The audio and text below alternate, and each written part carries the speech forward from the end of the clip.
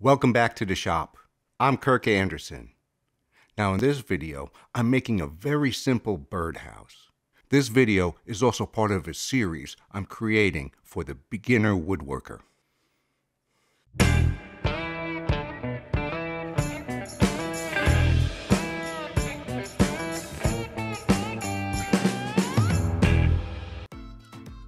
Now to make this birdhouse, all you need is one 6-foot length of 6x1 pine that you can get at any big box store. Now the actual dimensions will be 5.5 inches by 3/4 of an inch. I'm going to be using a circular saw, so when I make the mark, I need to add the distance between the blade and the edge of the base of the saw when I make the mark. And once I make the mark, I'm using a speed square to use as a guide to guide the circular saw. Now make sure you clamp the speed square down so it doesn't move.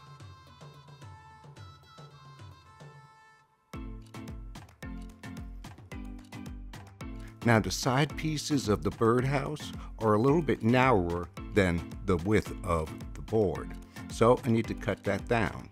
Now, the board is a little bit too narrow to do that safely with the circular saw, so I'm using a hand saw. Now, this is kind of optional, but it does add a little bit to the aesthetics of the birdhouse.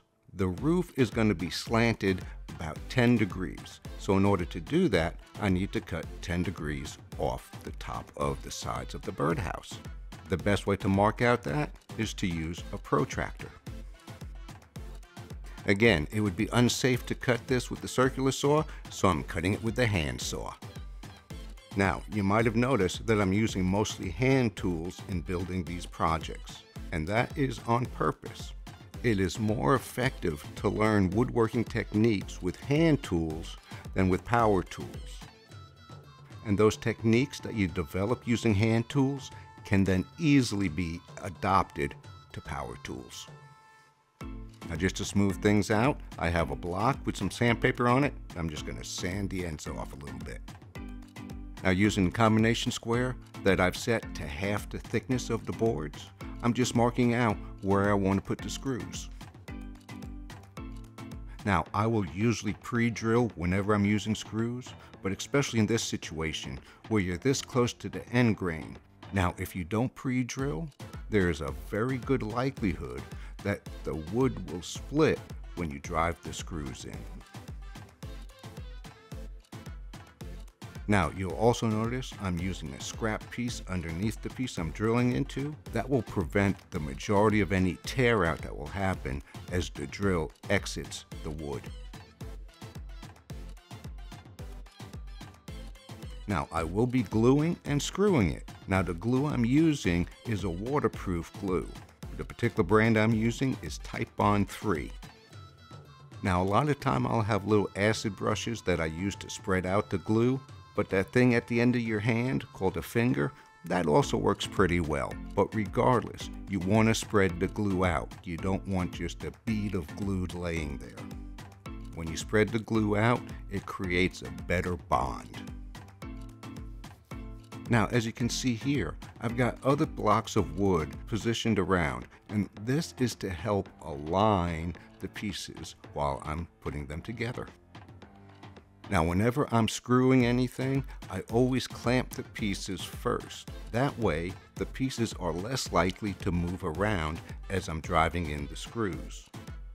And I'll also pre-drill into the other piece. I'll just use the holes that I already used and then drill into the other piece. Now, of course, this is a birdhouse. It's an outdoor project, so try and use screws that are intended for exterior use. Now, once everything is glued and screwed, what I also do a lot is I'll use a speed square like I'm using here and just clamp it into the piece as the glue is curing to make sure that it stays at a nice 90 degree. Now you might have noticed on the floor of the birdhouse there were some holes drilled into it, and here I'm drilling a hole into the side. The holes on the floor are for drainage. The holes on the side are for ventilation. You don't want to build a birdhouse that is totally enclosed without any drainage or ventilation. Again, I'll be putting the pieces together with glue and screws.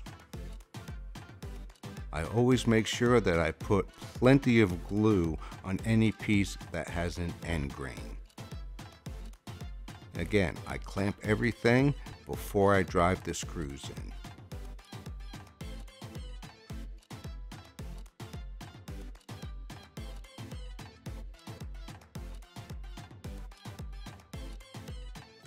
Now, do the same thing on the other side.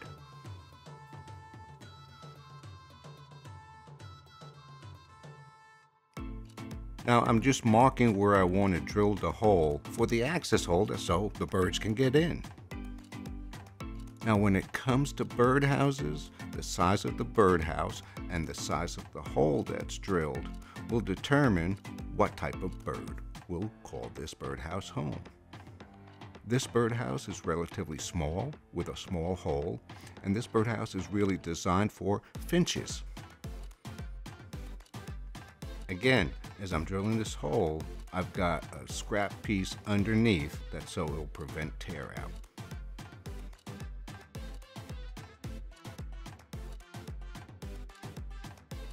Then a little sandpaper for sanding to just clean up the edges of the hole.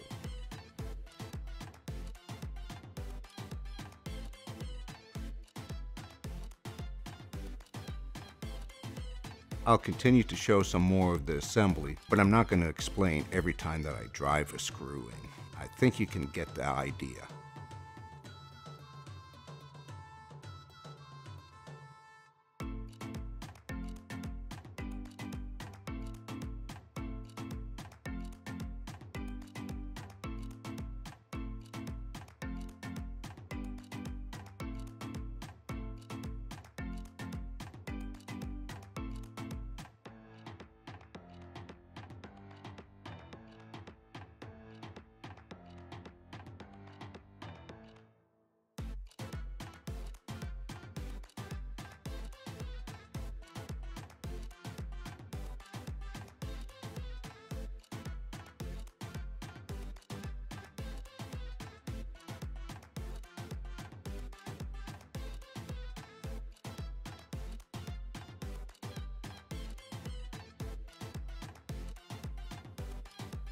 For attaching the roof, the first thing I did, I took an oversized piece and I just put a 10-degree bevel on one edge.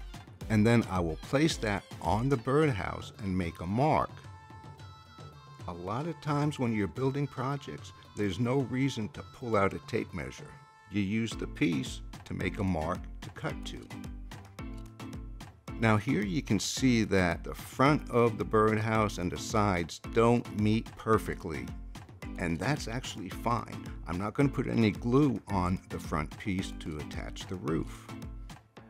There's actually going to be a little gap there, but that actually helps also with the ventilation. And that was not done on purpose. So there are times when you're building a project that you might make an oops, which actually is to the benefit of the project. Now, when I made the cut to cut the roof to length, I did make sure that I made it a little bit oversized, that's so it will hang over. Again, glue, clamp it, pre-drill, and then drive the screws in. Now, you might also notice that I did not put a perch on this birdhouse. And there's some controversies about that. I don't put perches on my birdhouse. To me, that just gives predators a place to sit and steal the eggs.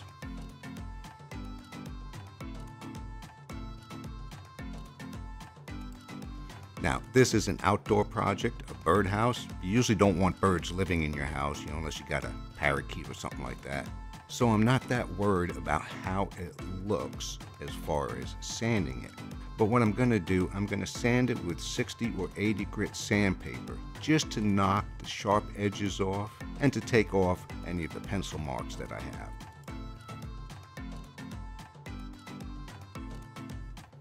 Well, that completes this project. I hope you got something out of it, and if you did, please leave a like and give a comment And don't forget to subscribe to my channel if you haven't already. And as I always say, all you woodworkers out there, just get out there and cut some wood.